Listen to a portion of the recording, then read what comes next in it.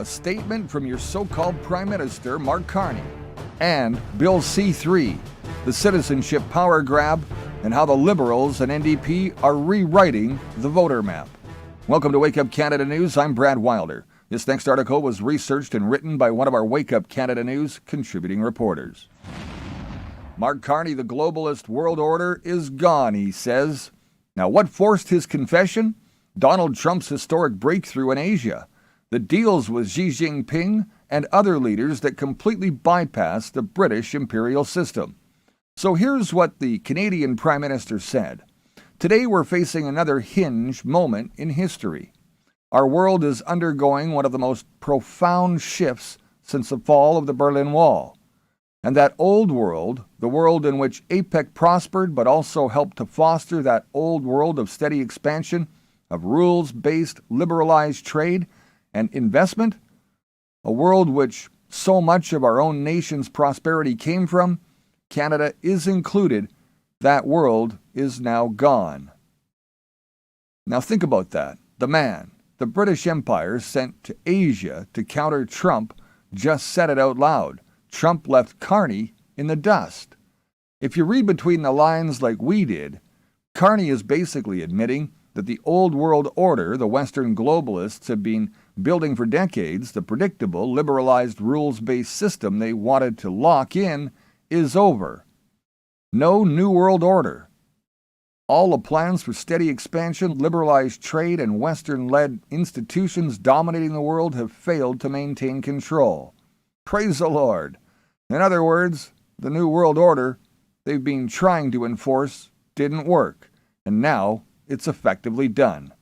The power is shifting to new players like China and new models of deals like Trump's direct negotiations with Asia, bypassing the old Western-led structures.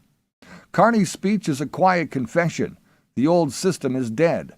The globalist plan has failed, and Canada, along with other countries that relied on it, has to adapt fast to the new reality or get left behind.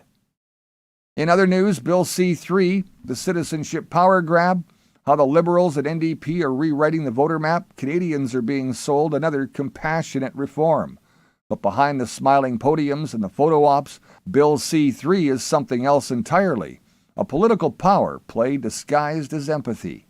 The Liberals and NDP just rammed through legislation that expands citizenship to the children of Canadians born abroad, supposedly to fix Canadian cases.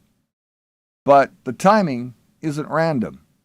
With an election on the horizon and the support collapsing at home, this bill looks like a calculated move to reshape the electorate itself.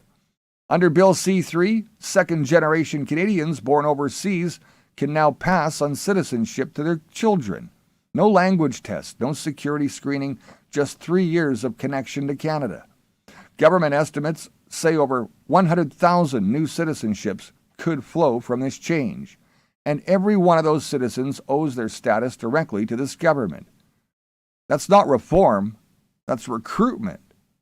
The Liberals and NDP know their base, urban, international, progressive voters, is slipping. After nearly a decade of economic stagnation, ballooning debt, and social division, their grip on the domestic vote is weaker than ever. So what's the solution?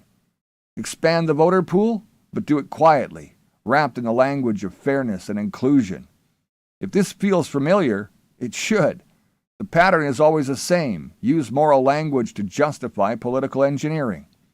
Refugee expansions, foreign student programs, fast-track residencies, every one of these policies builds long-term demographic loyalty to the parties that delivered them. Bill C-3 is the next step in that chain. And the beauty of it for them is that it's permanent once granted. Thanks for watching Wake Up Canada News. Please like, share, and follow us on any of your favorite socials, including Facebook, YouTube, Rumble, BitChute, and even our website at wakeupcanadanews.com. Till next time, remember you're the voice, and it's time to make it count. I'm Brad Wilder. I'll see you soon.